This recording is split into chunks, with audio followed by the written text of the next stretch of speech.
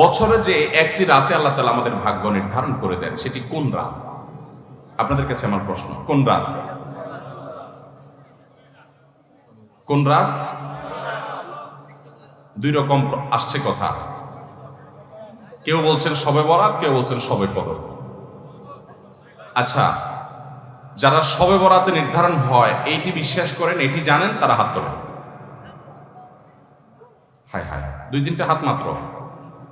আচ্ছা, যারা মনে করেন শবে কদরে হয় তারা হাত তোলেন। সব মানুষ দেখা যায় হাত নামান। আলহামদুলিল্লাহ, আমরা দীর্ঘদিন থেকে নানাভাবে জেনে আসছি যে শবে বরাতে ভাগ্য ঠিক হয়, ভাগ্য নির্ধারণ হয়। মূলত এটি নির্ভরযোগ্য কোনো কথা নয়। নবী করিম সাল্লাল্লাহু আলাইহি ওয়াসাল্লাম থেকে বিশুদ্ধ কোনো হাদিস দ্বারা এরকম কোনো কিছুই বর্ণিত হয়নি। বরং সূরা দুখান আয়াত নম্বর 3 এবং 4 যদি আমরা পড়ি, তাহলে আমরা নিশ্চিত হই যে আল্লাহ রাব্বুল আলামিন বান্দার ভাগ্য সারা বছরে নির্ধারণ করেন হলো শবে কদরে, লাইলাতুল কদরে। আল্লাহ সুবহানাহু ওয়া তাআলা 3 নম্বর আয়াত সূরা দুখান, সেখানে আল্লাহ বলেছেন, ইন্না আনজালনাহু ফি লাইলাতিন মুবারাকাতিন ইন্না কুন্না মুনদিরিন। এরপর আয়াতে 4 নম্বর আয়াতে আল্লাহ বলেছেন, ফিহা ইউফরাকু কুল্লু আমরিন হাকিম। অর্থাৎ আল্লাহ বলেছেন, নিশ্চয়ই আমি কোরআন নাজিল করেছি একটি বরকতময় রাতে। আমি মানুষকে সতর্ক করছি এই কোরআন নাজিলের মাধ্যমে, যেন তারা ভুল পথে না যায়। এই কোরআন সতর্ককারী। তো কোরআন নাজিল করেছেন আল্লাহ তাআলা বরকতময় রাতে, এই আয়াতে আল্লাহ বলেছেন। এরপর আয়াতে আল্লাহ বলেছেন, ফিহা, মানে যে রাতে কোরআন নাজিল হয়েছে ওই রাতেই, প্রতি বছর ওই রাতেই ইউফরাকু কুল্লু আমরিন হাকিম, সকল গুরুত্বপূর্ণ বিষয়গুলো ধার্য হয় সে রাতেই, যে রাতে কোরআন নাজিল হয়েছে। এবার প্রশ্ন হলো, কোরআন নাজিল কোন রাতে হয়েছে? লাইলাতুল কদরে। আল্লাহ বলেছেন, ইন্না আনজালনাহু ফি লাইলাতিল, কোরআনের আরেক আয়াত বলছে লাইলাতুল কদরে কোরআন নাজিল হয়েছে। তাহলে আমরা জানলাম যে মানুষের ভাগ্য মূলত নির্ধারিত হয় লাইলাতুল কদরে। আমরা শবে বরাতে ভাগ্য নির্ধারণ হয় যেটা জানি, এটা মূলত সঠিক নয়। সূরা দুখানের এই আয়াতের আলোকে কোন মুফাসসির, কোন বিশ্লেষক, আলিম, সম্মানিত আলিম, কোন বিশ্লেষক, মুহাক্কিক বলেছেন যে এটা শবে বরাতকে বোঝানো হয়েছে, কিন্তু এটা জমহুরের মত না। সংখ্যাগরিষ্ঠ প্রায় সকল ইমামদের মত হলো এর ব্যতিক্রম। কারণ আয়াত স্পষ্টই আল্লাহ বলে দিয়েছেন, যেই রাতে কোরআন নাজিল হয়েছে ওই রাতে এটি হয়। আর কোরআন নাজিলের রাত কখনো শবে বরাত নয়, শবে কদর, সেটা আমরা সবাই জানি, কোরআন পরিষ্কার করে বলে দিয়েছে। তাহলে আমরা জানলাম যে ভাগ্য নির্ধারণকারী রজনী হলো লাইলাতুল কদর। শবে বরাত এটি ভাগ্য নির্ধারণকারী রজনী, এ মর্মে একটি রেওয়ায়েত বা একাধিক রেওয়ায়েত পাওয়া যায়, কিন্তু সেগুলো কোনোভাবেই গ্রহণযোগ্যতার মানদণ্ডে উত্তীর্ণ নয়। এর বিপরীতে কোরআনের স্পষ্ট আয়াত রয়েছে এবং সংখ্যাগরিষ্ঠ মুফাসসির এবং কোরআন বিশ্লেষকদের মতামতগুলো রয়েছে যে লাইলাতুল কদরেই আমাদের সারা বছরের ভাগ্য নির্ধারণ হবে। এটি আমরা জানলাম। এরপরে আসুন আমরা আরেকটা বিষয় জানি, সেটা হলো কি করলে আমাদের ভাগ্যে ভালো কিছু আল্লাহ তাআলা নির্ধারণ করবেন। খুব গুরুত্বপূর্ণ প্রশ্ন না? যে আমাদের জীবনে সৌভাগ্যবান আমরা কিভাবে হব, কিভাবে আমরা সৌভাগ্যের অধিকারী হব, ভাগ্য সুপ্রসন্ন হবে কি করলে? আল্লাহ তাআলা তো আগে নির্ধারণ করে রেখেছেন, আমার এখন কিছু করার আছে কি? এটার জবাব হলো 3টি আমলের কথা আমরা বলবো, 3টি কর্মসূচির কথা বলবো, যেগুলোর মাধ্যমে আমরা সৌভাগ্যবান হতে পারি, আমাদের নসিবে ভালো কিছু হতে পারে। আরো অনেক আইটেম আছে, অনেকগুলো পয়েন্ট আছে, আমি শুধুমাত্র মৌলিকভাবে 3টির কথা বলছি। সর্বপ্রথম কাজ হলো আল্লাহর প্রতি ঈমান আনতে হবে, আল্লাহর আনুগত্য করতে হবে, আল্লাহর দাসত্ব এটা আমাদেরকে করতে হবে, আল্লাহর আদেশ নিষেধগুলোকে মেনে চলতে হবে। আমার রব, আমার সৃষ্টিকর্তা, যার কাছে আমাকে ফিরে যেতে হবে। ইন্না লিল্লাহ, নিশ্চয় আমরা সবাই কার? আল্লাহ। ওয়া ইন্না ইলাইহি, এবং আমাদের সবাইকে যেতে হবে আবার কার কাছে? আল্লাহর কাছে আবার যেতে হবে, তার সামনে দাঁড়াতে হবে। সেজন্য আমার রবের নির্দেশের বাইরে আমি চলবো না, তার নিষেধাজ্ঞাকে আমি লঙ্ঘন করব না। এর মধ্যে আমার এই জীবনের প্রত্যেকটা ক্ষেত্রে আমার কল্যাণ নিহিত, আবার এর মাধ্যমে আমার অনন্ত অসীমকালের যে যাত্রা, তার কল্যাণও পরিপূর্ণভাবে নিহিত। মুহতারাম হাজরিন, সেই রবের আনুগত্য, তার গোলামি, তার দাসত্ব যদি আমরা পরিপূর্ণভাবে করতে পারি, আমার নিজেকে যদি আমি সারেন্ডার করে দিতে পারি, আল্লাহর কাছে সমর্পণ করে দিতে পারি, আমি যদি প্রকৃত মুসলমান হই, নামে মুসলমান না হয়ে আমি যদি পরিপূর্ণভাবে আল্লাহর গোলামি করতে পারি, যে আল্লাহর আদেশ আছে, পৃথিবীতে আর কার আদেশ আছে বা নাই আমার দেখার দরকার নাই, কারণ আমি গোলাম আল্লাহ আর কারণ না। আমি বলেছি আশহাদু আল্লা ইলাহা ইল্লাল্লাহ, আল্লাহ ছাড়া সত্যিকারের মাবুদ আর কেউ নাই, হতে পারে না। অতএব নির্দেশ আমি যদি তার পাই, তাহলে আর কারো নির্দেশ আছে কি নাই সেটা আমার দেখার কোনো প্রয়োজন। এটি হলো ঈমানের দাবি। আল্লাহ যদি কোনো বিষয় নিষেধ করেন, তাহলে সেই নিষেধাজ্ঞা আমি লঙ্ঘন করব না। তাতে কে খুশি হবে কে নাখুশ হবে, কোনটা আমার টিকবে কোনটা টিকবে না, সেটাও আমার দেখার দরকার না। এটা হলো আপনার ঈমানের দাবি। আর যদি বলেন না, এক্ষেত্রে আমি কম্প্রোমাইজ করব, নানান দিক বিবেচনা করব, নানান মানুষের কথা শুনবো, নানান দিক চলে তারপর দেখে তারপর ডিসিশন নিব, তাহলে আপনি নামে মুসলমান হতে পারেন, আপনি প্রকৃত অর্থে মুসলমান হতে পারেন।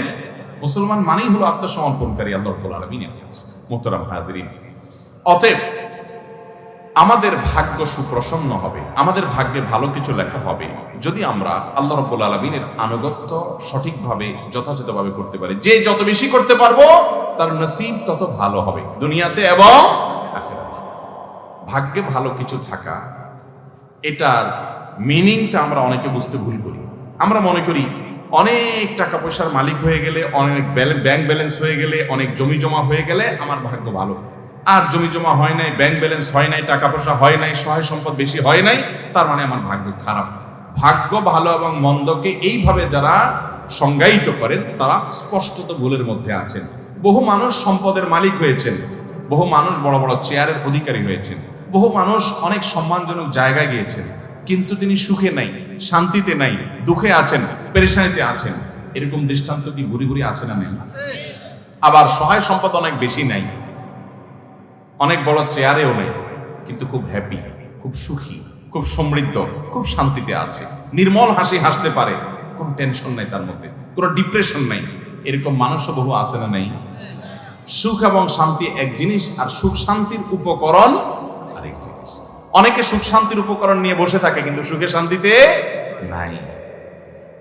একজনকে দেখা যায় ব্যাংকের ক্যাশিয়ার মানুষ, সারাদিন টাকা গনে, বান্ডিল বান্ডিল, হাজার হাজার, লক্ষ লক্ষ, কোটি কোটি। সাদা চোখে দেখলে মনে হবে এত টাকা যে সারাদিন ঘাটে, এর চাইতে সুখে কে আছে? ওই বেচারা জানে যে টাকার গন্ধ কত মারাত্মক। ওই বেচারা জানে যে সারাদিনে ঘাটাঘাটির কারণে কত জীবাণু, রোগ বালাই, টেনশন, পেরেশানি, হাসি, তারপরে আপনার অ্যালার্জি, নানা রকমের অসুখ বিসুখ। ও জানে, সে বেচারা জানে যে এই টাকা ঘাটাঘাটিতে কোনো সুখ তার উল্লেখযোগ্য নাই। তারই আরেকজন সহকর্মী হয়তো কেশিয়ার না, টাকা হাতানোর চাকরি নেই, ওই বেচারা তার চাইতে অন্তত ভালো আছে। সেটা জানে যে টাকার গন্ধ শোকা লাগে না, অ্যালার্জি হয় না, হাসি কাশি হয় না, অন্তত তার চাইতে ভালো আছে। কিন্তু সাদা চোখে দেখলে মনে হয় আরে বাবা, এত টাকার ভিতরে আছে, এর চেয়ে বেশি সুখ কি আছে? ভাইরা আমার, আল্লাহ রাব্বুল আলামিন আমাদেরকে সুখ, প্রকৃত সুখ কোন পথে সেটি বোঝার তৌফিক দান করুন। যাই হোক, তো বলছিলাম ভাগ্য সুপ্রসন্ন হওয়ার জন্য প্রথম আমল হলো আল্লাহ রাব্বুল আলামিনের দাসত্ব করা, আল্লাহর গোলামি করা। যে যতটা করবে আল্লাহ তাকে তত সুখী করবেন। এটা আমার কথা নয়, কোরআনের ওয়াদা। আল্লাহ বলছেন ওয়ালাউ আন্না আহলাল কুরা আমানু ওয়াত্তাকাউ, জনপদের লোকেরা যদি ঈমান আনে এবং তাকওয়া অবলম্বন করে। তাকওয়া কি ভাই? তাকওয়া হলো আল্লাহ যা নিষেধ করেছেন সেটা থেকে আল্লাহর ভয় বেঁচে থাকা, আল্লাহর যা আদেশ করেছেন আল্লাহর নির্দেশের প্রতি সম্মান রেখে সেটা নির্দেশটা পালন করা, আল্লাহর আদেশগুলোকে মেনে চলা, এটাই তাকওয়া। এই তাকওয়া যদি কোনো জনপদের লোকেরা অবলম্বন করে, ঈমান আনার পর, আগে ঈমান থাকতে হবে, ঈমান থাকার পর যদি এই কাজটা করে, আল্লাহ বলেছেন ওয়াদা লাফাতাহনা আলাইহিম বারাকাতিম মিনাস সামাই ওয়াল আরদ, নবমণ্ডল এবং ভূমণ্ডল থেকে বরকতের সমস্ত দুয়ার আল্লাহ তাআলা বলেছেন আমি খুলে দিব। আল্লাহ তাআলা কল্যাণ দান করবেন, আল্লাহ তাআলা সুখ দিবেন, শান্তি দিবেন আল্লাহর গোলামের মধ্যে। মুহতারাম হাজিরিন, অন্য আয়াতে সূরা নাহলের 97 নম্বর আয়াতে আল্লাহ বলেছেন মান আমিলা সালিহাম মিন যাকারিন আও উনসা ওয়া হুয়া মুমিন, যদি কেউ ঈমানদার অবস্থায়, আল্লাহর বিশ্বাসী বান্দা হয়ে, পরিপূর্ণ ঈমানটা ঠিক রেখে, আকীদা বিশুদ্ধ করে সে যদি নেক আমল করে, সে হোক নারী হোক পুরুষ, সমান অধিকারের ক্ষেত্রে, হোক নারী হোক পুরুষ, যেই হোক না কেন, যদি ঈমানের পরে সৎকর্ম সম্পাদন করে, পাঁচ ওয়াক্ত সালাত আদায় করে, হালাল হারাম মেনটেন করে চলে, পর্দা মেনটেন করে চলে, আখলাক সুন্দর করে, নবী সাল্লাল্লাহু আলাইহি ওয়াসাল্লামের সুন্নাহকে মেনে চলে, এক কথা কোরআন এবং হাদিসকে যদি অনুসরণ করে, আল্লাহ রাব্বুল আলামিনের ওয়াদা হলো ফালানুহজিয়ান্নাহু হায়াতান তাইয়্যিবা, তাকে দুনিয়াতে আমি পবিত্র জীবন দান করব।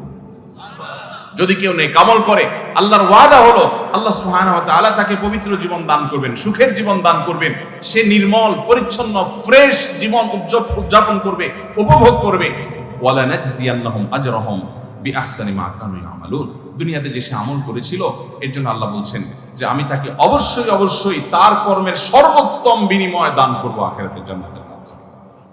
তাহলে এই আয়াতগুলো বলছে যে আমরা যদি নেক আমল করি, ভালো কাজ করি, আমাদের ভাগ্য সুপ্রসন্ন হবে ইনশাআল্লাহ। ছোট্ট দুটি উপমা দেই আমি।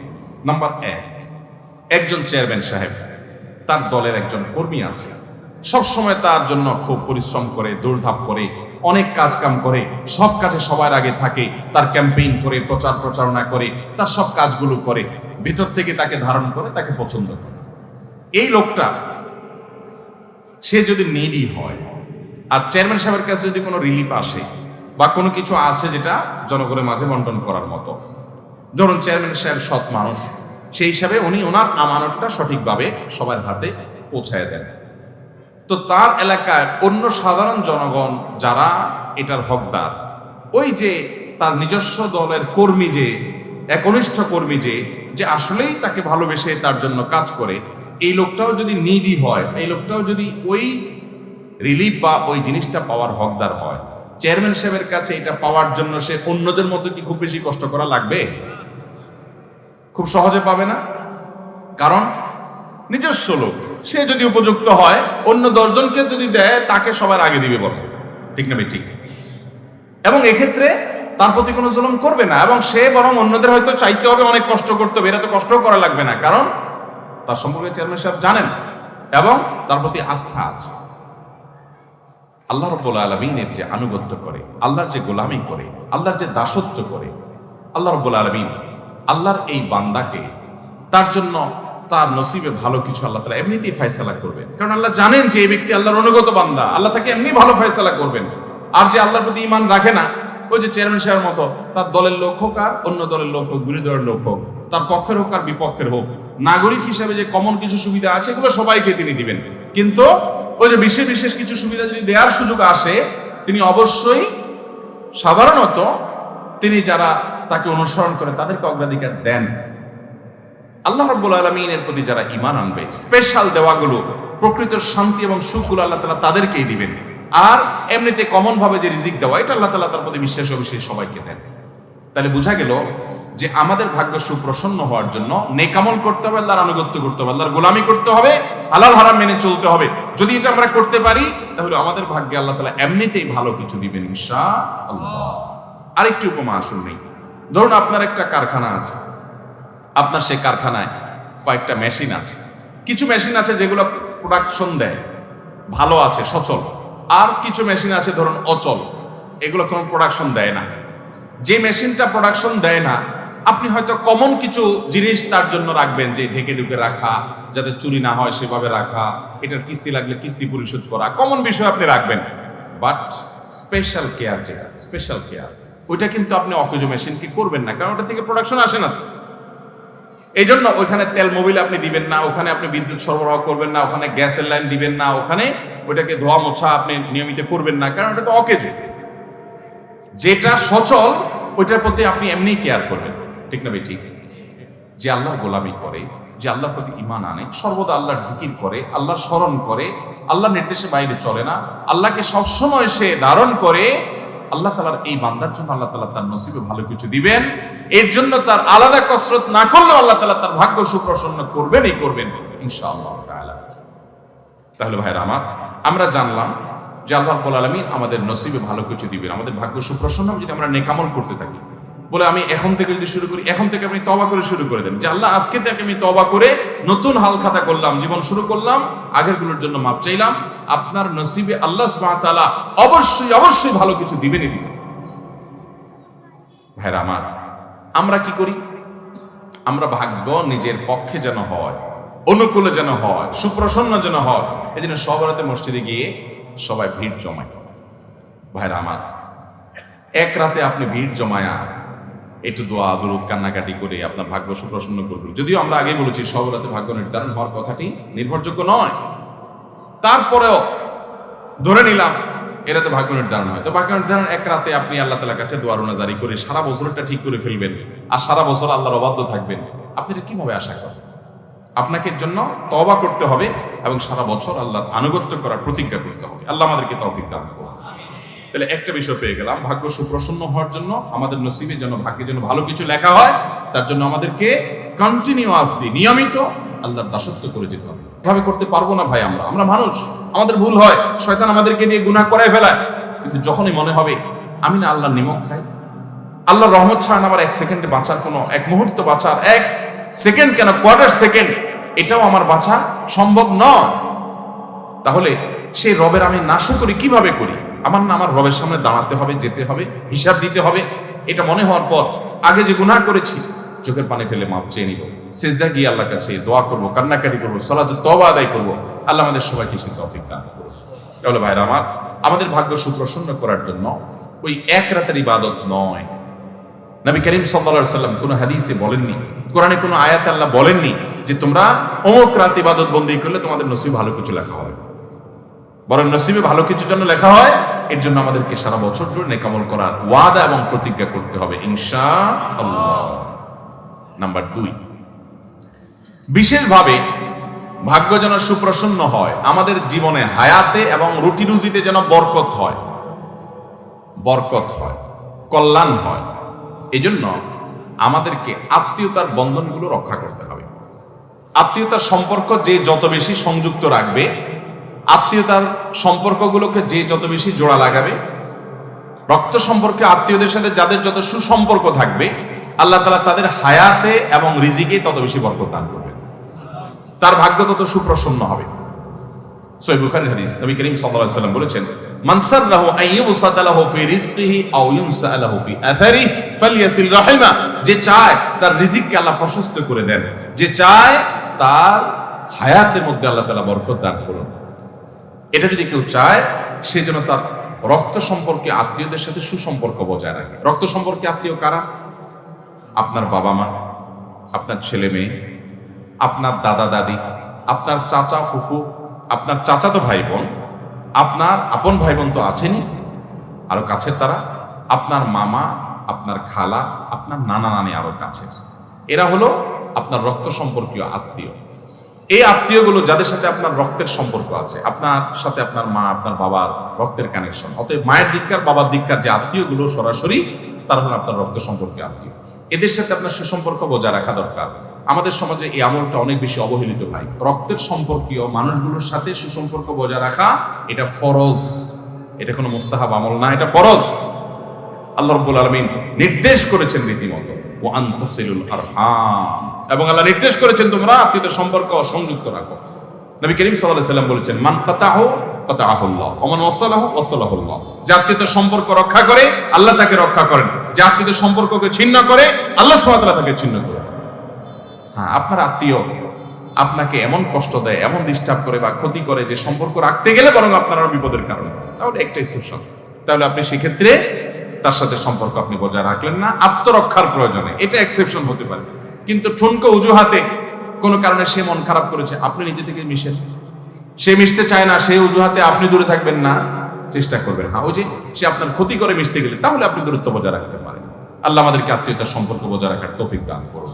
তাহলে আমাদের ভাগ্যে যেন ভালো কিছু লেখা হয়, আমাদের নসিবে যেন ভালো কিছু আল্লাহ তাআলা দান করেন, তার জন্য আমাদেরকে স্পেশাল আমল, ওই যে সকল নেকি আমাদের মধ্যে চলে আসছে, এটা আলাদা করে বিশেষ গুরুত্বপূর্ণ আমল হিসেবে আমাদেরকে আত্মীয়তার বন্ধনগুলো রক্ষা করতে হবে। অনেক মহিলা আছে, তার স্বামী নিজের ভাই বোনের সাথে, স্বামী তার ভাই বোনের সাথে সুসম্পর্ক বজায় রাখুক, বাপ মার কেয়ার করুক, এটা অনেক মহিলা চায় না, আছে না নাই? আবার অনেক পুরুষও আছে যে তার বউ, সে বাপের বাড়ির লোকদের সাথে যোগাযোগ রাখুক, আসা যাওয়া করুক, সুসম্পর্ক থাকুক, অনেক পুরুষ আছে সেটা চায় না, ডিস্টার্ব করে, আছে না নাই? এই উভয়ে কপাল পড়া, দুর্ভাগা এবং অত্যন্ত নিজের পায়ে নিজে বড় ধরনের কুঠারাঘাত করছে। কারণ হলো আল্লাহ রাব্বুল আলামিন আপনার স্বামীর জীবনে বরকত দান করবেন, তার রুজিতে বরকত দান করবেন, তার হায়াতে বরকত দান করবেন, তিনি তার রক্ত সম্পর্কে আত্মীয়দের সাথে যত সুসম্পর্ক বজায় রাখবেন। সুসম্পর্ক বজায় রাখার মানে এই না যে আমার সাধ্যের বাইরে তাদের জন্য আমাকে কিছু করতে ইসলাম বলেছে, না, সেটা বলে নাই। আপনার সাধ্যে যতটুকু আছে ততটুকু তাদের সেবা করেন, পাশে দাঁড়ান, হেল্প করেন। সাধ্যে নাই, কষ্ট হয়ে গেছে, আপনাকে বাধ্য করে নাই, অন্তত সম্পর্কটা বজায় রাখেন যতক্ষণ পর্যন্ত সে আপনার ক্ষতি না করে। হ্যাঁ, সে ক্ষতি করে, সে ডিস্টার্ব করে, সে আপনার জীবনকে দুর্বিষহ করে তোলে এবং রক্ষা করতে গেলে আরো বিপদের কারণ হয়, তাহলে আপনি দূরত্ব বজায় রাখতে পারেন। এছাড়া আপনি দূরত্ব বজায় রাখতে পারেন না। অতএব কোন নারী যদি তার স্বামীকে, তার ভাই বোন, মা বাপ থেকে দূরে সরায়, এ নারী নিজের পায়ে নিজে কুঠারাঘাত করছে, কারণ স্বামীর জীবনে, অর্থে, রুজিতে বরকত কমায় দিচ্ছে। একই কথা পুরুষদের জন্য প্রযোজ্য, যে মেয়েদেরকে তাদের বাবা মা, তাদের আত্মীয় স্বজন, রক্ত সম্পর্কীয় ভাই বোন, তাদের সাথে সম্পর্ক রাখতে যারা বাধা দেয়, এই সমস্ত পুরুষগুলো গুনাহগার হবে, যৌক্তিক কারণ ছাড়া। যে সেখানে সম্পর্ক লাগে তার দিন ক্ষতিগ্রস্ত হয়, তাহলে ভিন্ন কথা হতে পারে। আল্লাহ তাআলা আমাদেরকে আত্মীয়তার বন্ধনগুলোকে রক্ষা করে চলার তৌফিক দান। বড় অবহেলিত একটি ফরজ, অবহেলিত একটি ফরজ। এই ফরজের ব্যাপারে আমরা অনেকে নামাজ কালাম পড়ি, মুখে দাঁড়িয়ে আছে, টুপি জুব্বা আছে, আলহামদুলিল্লাহ তাসবিহ তেলাওয়াত করি, ওয়াজ মাহফিলে আসি, অনেক ভালো আরো কাজ করি, কিন্তু ওই যে রক্ত সম্পর্কে আত্মীয়দের সাথে আমাদের কোন সম্পর্ক, শেষ কবে নিজের ফুফুর সাথে যোগাযোগ করেছেন? কয়জন বলতে পারবে? এই মজলিসে কয়জন আছেন যে ফুফুর সাথে গত সপ্তাহ, 10 দিন, 20 দিন, 1 মাসের মধ্যে যোগাযোগ করছে নিজের ফুফুর সাথে? মাশাআল্লাহ, আল্লাহ কিছু বান্দা আছেন, কিন্তু খুব অল্প হাত উঠছে। আর বাকিদের কি কারোর ফুফু নাই? আমার ফুফু নাই, আপনাদের কারোর ফুফু নাই? অনেকের মারা গেছেন। আল্লাহ তাআলা আমাদেরকে এই অবহেলিত আত্মীয়র কেয়ার করার তৌফিক দান করেন। কোন কোন ফুফুরা আবার ভাতিজাদের ক্ষতি করে, ঝামেলা করে, তাদের হিংসা করে, সেটা ভিন্ন কথা। কিন্তু আপনি ভাতিজা হিসাবে আপনার জায়গা থেকে আপনি রাখবেন, চেষ্টা করবেন তার সাথে সুসম্পর্ক বজায় রাখার। বিশেষ করে ফুফুরা বিয়ে দেওয়ার পর অন্য জায়গায় চলে যায়, ভাতিজারা সম্পর্ক রাখতে চায় না। আবার অনেক সময় সম্পর্ক রাখে না এই ভয়ে যে ফুফুরা না জানি কখন আবার ওই বাবার ভাই সম্পদ দাবি করে বসে। আল্লাহ তাআলা আমাদেরকে আত্মীয়তার সম্পর্কগুলো রক্ষা করার তৌফিক দান করুন। ইসলাম চায় আমরা একটা এমন সমাজ গড়ে তুলি যে সমাজে প্রত্যেকটা মানুষ তার যার যার দায়িত্ব তিনি পালন করবেন, কর্তব্য সচেতন হবেন, পারস্পরিক সম্পর্কগুলো, বন্ডিংগুলো ভালো হবে। এটা ইসলাম চায়, অতএব আমাদেরকে সেটি করতে হবে। তাহলে ভাগ্য সুপ্রসন্ন হওয়ার জন্য দ্বিতীয় আমলের কথা বললাম, স্পেশালি আমাদের রক্ত সম্পর্কে আত্মীয়দের সাথে সুসম্পর্ক বজায় রাখতে হবে। তাহলে আল্লাহ তাআলা জীবনে বরকত দিবেন এবং হায়াতে বরকত দান করবেন। নাম্বার 3 এবং শেষ নম্বর আমল হলো দোয়া করা। ভাই, দোয়া এত বড় অস্ত্র, আল্লাহু আকবার। ইমানদারের ইচ্ছে বড় কোনো অস্ত্র নাই ভাই, ইচ্ছে বড় কোনো অস্ত্র নাই মুসলমানের। সবচেয়ে বড় এই অস্ত্রটি সবচেয়ে বেশি অবহেলিত থাকে আমাদের। সবচেয়ে বড় দুর্ভাগ্য, আমাদের দেশে মুসলমানরা দোয়া করতে জানি না। আমরা দোয়া দরকার হলে হুজুরের মুখের দিকে চায় থাকে। আরে ভাই, হুজুরদের কাছে দোয়া চান, কিন্তু নিজে দোয়া করতে শিখেন। আল্লাহ বলেছেন, উদউনি আস্তাজিব লাকুম, তোমরা আমার কাছে দোয়া করো, আমি দোয়া কবুল করব। কি কপাল পড়া, আমরা চাইতে জানি না। নবী করিম সাল্লাল্লাহু আলাইহি সাল্লাম বলেছেন, পায়ের জুতার ফিতাটা ছিঁড়ে গেছে পথে চলতে গিয়ে, তোমার এটা ছোট বিষয়, ঠিক করে ফেলা যাবে। এটার জন্য তুমি আল্লাহর কাছে দোয়া চাও, এটার জন্য আল্লাহর কাছে দোয়া করো, সাহায্য চাও যে আল্লাহ এটা একটা বিপদ, খুব ছোট, আপনি সাহায্য করেন। নবী করিম সাল্লাল্লাহু আলাইহি সাল্লামের পুরো জীবন দোয়া দোয়া দোয়া দোয়া। ওলামায়ে কেরাম জানেন নবী করিম সাল্লাল্লাহু আলাইহি সাল্লামের জীবনে কি পরিমাণ দোয়া তিনি পড়েছেন।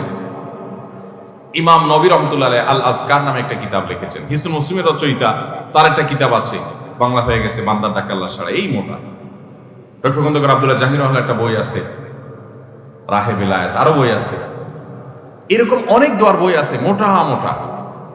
তারপরে আরো অনেক বড় বড় মুহাদ্দিসগণ, আগের মুহাদ্দিসগণ আরো অনেক বড় বড় সংকলন রেখে গেছেন। নবী করিম সাল্লাল্লাহু আলাইহি সাল্লামের জীবনে প্রতিটা পদে পদে দোয়া, প্রতিটা পদে পদে। বৃষ্টি হচ্ছে তখন দোয়া, বৃষ্টি হচ্ছে না তখন দোয়া, টয়লেটে ঢুকছেন তখন দোয়া, বের হচ্ছেন তখন দোয়া, খাচ্ছেন তখন দোয়া, খাবার শেষ করেছেন তখন দোয়া, স্ত্রী সবার সময় দোয়া, বাসা থেকে বের হওয়ার সময় দোয়া, বাসায় ঢুকার সময় দোয়া, বাজারে ঢুকছেন তখন দোয়া, মসজিদে ঢুকছেন তখন দোয়া, পরিচিত অপরিচিত মানুষের সাথে সাক্ষাৎ হয়েছে, সালাম দিচ্ছেন, সেটাও একটা দোয়া, নামাজ শেষ করছেন তখনও দোয়া দিয়ে, দোয়া মাসুরা দিয়ে শেষ করছেন, নামাজ শুরু করছেন সূরা ফাতিহা ইহদিনাস সিরাতাল মুস্তাকিম দোয়া দিয়ে শুরু করছেন, বিবাহ শাদী যে সংগঠন হলো এর শেষে নবী সাল্লাল্লাহু আলাইহি ওয়াসাল্লাম দোয়া পড়েছেন, দুধ পান করেছেন, দোয়া করেছেন, আরেক কিছু খেয়েছেন, দোয়া করেছেন। তার জীবনে দোয়া ছাড়া কিছু নাই, দোয়া এবং দোয়া। আর দোয়া ও হুয়াল ইবাদা, কত বড় অস্ত্র জানেন? নবী করিম সাল্লাল্লাহু আলাইহি ওয়াসাল্লাম বলেছেন, লা ইয়ারুদ্দুত তাকদীর, লা ইয়ারুদ্দুল কদরা, ওয়া ফি রিওয়ায়াতিন লা ইয়ারুদ্দুল কাযা ইল্লা দুআ। তিরমিজির বর্ণনায় কাযা আসছে, আর মুসনাদ হাকিমের বর্ণনায় আল কদরা শব্দ আসছে, লা ইয়ারুদ্দুল কদরা ওয়া লা ইয়ারুদ্দুল কাযা ইল্লা দুআ। আল্লাহর নির্ধারণকে, একটা হাদিসে আসছে, আল্লাহ যা নির্ধারণ করেন, ফয়সালা করেন, সেটা আর পরিবর্তন করেন না। কিন্তু এক্সেপশন হলো যে আল্লাহ নির্ধারণকে পর্যন্ত আল্লাহ পরিবর্তন করেন বান্দার দোয়ার মাধ্যমে। যদিও দোয়া করে যে পরিবর্তিত হয়ে কিছু একটা হবে সেটাও আল্লাহ আগে থেকে জানতেন, আল্লাহর কাছে অজানা বলতে কিছু নাই, কিন্তু দোয়ার মাধ্যমে। নবী করিম সাল্লাল্লাহু আলাইহি ওয়াসাল্লাম আল্লাহর কাছে কিছু জিনিস থেকে পানা চাইতেন, ভাইরা আমার, এর ভিতরে একটা হলো ওয়াসুইল কাযা, আল্লাহুম্মা ইন্নী আউযু বিকা মিন দারকিল বালা ওয়া দারকিশ শাকা ওয়াসুইল কাযা ওয়া শামাতাতিল আদা। ওয়াসুইল কাযা, আল্লাহ আপনার কাছে পানা চাই সুউল কাযা, আপনার ফয়সালার ক্ষতি থেকে, আমার ভাগ্যে কোনো ক্ষতিকর কিছু থাকলে এটা থেকে আপনার কাছে পানা চাই আল্লাহ। নবী সাল্লাল্লাহু আলাইহি ওয়াসাল্লাম দোয়া করতেন। আমরা কয়বার দোয়া করি? অতএব ভাইরা আমার, আল্লাহর কাছে দোয়া করতে থাকবো, আল্লাহ আপনি আমাকে আপনার কাজা, আপনার কদরের ক্ষতি থেকে আমাকে আপনি পানা দেন, আমার জন্য কোনো ক্ষতি স্পর্শ না করে আমার নসিবে যেন ভালো কিছু হয়। ভাগ্যকে পর্যন্ত আল্লাহ রাব্বুল আলামিন পরিবর্তন করে দেন, যেটা গায়রে মুবরাম তাকদীর দুইটা প্রকার আছে, বিস্তারিত আলোচনা আমি যাওয়ার সুযোগ নাই, সেটা আল্লাহ তাআলা দোয়ার মধ্যে পরিবর্তন করে। এই জন্য চোখের পানি ফেলা, দোয়া করতে জানা। ভাইরা আমরা দোয়া করতে জানি না, বড় বড় কপাল পড়া, দোয়া করতে আমরা বলি কি যে আমি দোয়া করতে জানি না। দোয়া করতে জানেন না? দোয়ার মতো সহজ কাজ আরেকটা নাই, সবচেয়ে সহজ কাজ দোয়া করা। এই জন্য দোয়ার জন্য ওযুও লাগে না, বিনা ওযুতে দোয়া করা যায়। এমনকি গোসল ফরজ হয়েছে, আপনি দোয়া চালাতে পারেন, নামাজ পড়তে পারবেন না, কোরআন তেলাওয়াত করতে পারবেন না, কিন্তু দোয়া করতে পারবেন। এরকম সহজ একটা কাজ কিন্তু আমরা করি না। আপনি একা একা হাঁটছেন, আপনি আল্লাহর সাথে কথা বলেন। দোয়াটা মানে হলো মুনাজাত মা আল্লাহ। মুনাজাত মানে হলো কানাঘুষা, আল্লাহর সাথে কথা বলা ফিসফিস করে। আপনার মনে অনেক ব্যথা, অনেক ব্যথা, কাউকে বলতে পারছেন না, খুব পেরেশানিতে আছেন। আপনাকে আমি আল্লাহর শপথ করে বলি, আপনি সুন্দর করে ওযু করেন, 2 রাকাত নামাজ পড়েন, ধীরে সুস্থে, লম্বা রুকু, লম্বা সিজদা দিয়ে, কেরাত দিয়ে, আস্তে আস্তে নামাজ শেষ করে একটু হাত তুলে আল্লাহর পাশে, আল্লাহর কাছে একটু আপনি কথা বলেন, চোখের পানি ফেলেন, একটু কথা বলেন, আল্লাহ আমার মনে কষ্ট, আমি শপথ করে বলতে পারি আপনার মন হালকা হবে। আল্লাহর উপরে ভরসা করে বলতে পারি, যদি আপনি এই শর্তগুলো সঠিকভাবে করতে পারেন, ঠিক রেখে, ইনশাআল্লাহ আপনার মন হালকা হবে।